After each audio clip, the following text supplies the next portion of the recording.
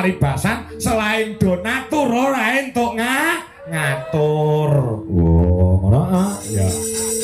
Ngono ya, sore mau penjare Pak Tiyoko ya metuki kelawan awake dhewe Mas Kangko mengke nuwun sewu sadurunge pagelaran dipun paringi campur sari riyin nggih. Nggih. Anu kula pengin kados Mas Dalang Akbar nika. Nggih. Oh, ngono.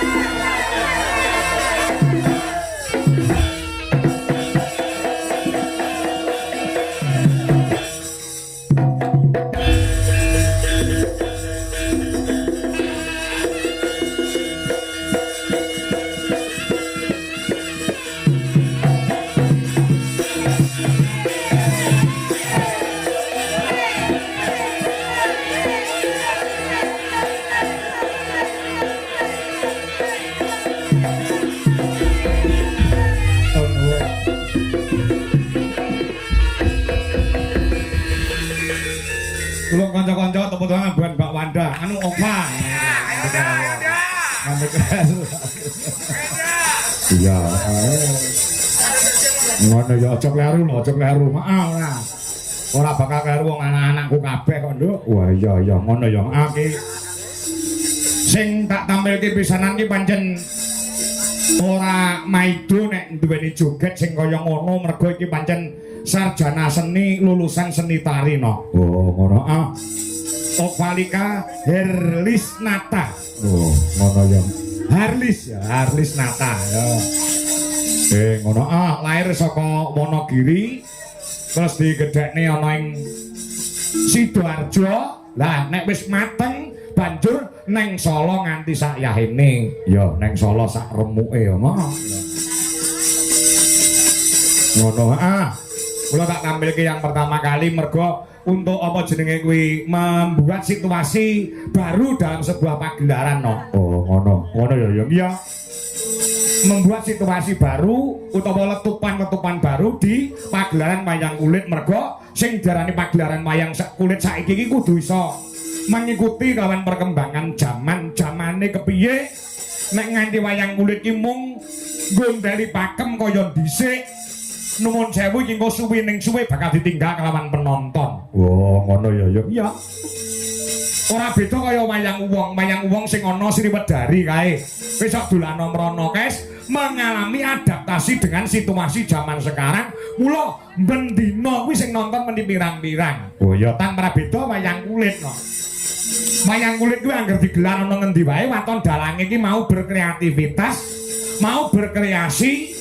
Piye to karepe masyarakat saiki, piye to karepe para pandemen budaya saiki, insyaallah wayang bakal tetap berkembang dan dicintai oleh semua lapisaning para warga masyarakat, ora mung para pinisepuh sing nom-nom, sing taruna, sing muda-mudi uga gelem tresnani kelawan wayang mergo perkembangan wayang kuwi dhewe.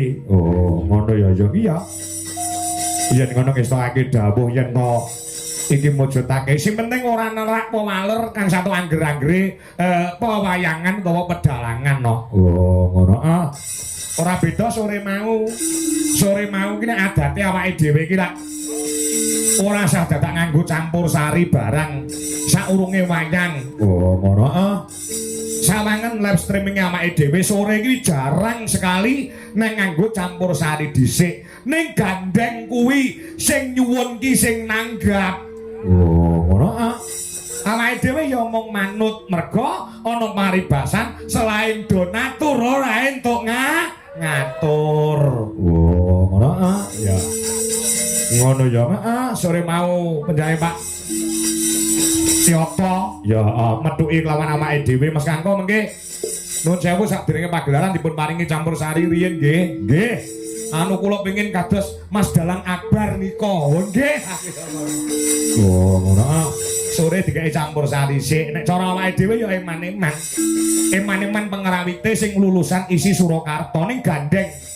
Kuwi sing ngersake sing nanggap awake dhewe ya tetep Banyu mili. Ya ah ngestoke dawuh supaya sing nanggap ku ya marem mergo dituruti apa sing dadi kekarepane. Oh iya iya ya ya ah. Ya ngestoke dawuh wis aturke sore mau no. Sore mau Ya. Sore mau aku wis matur.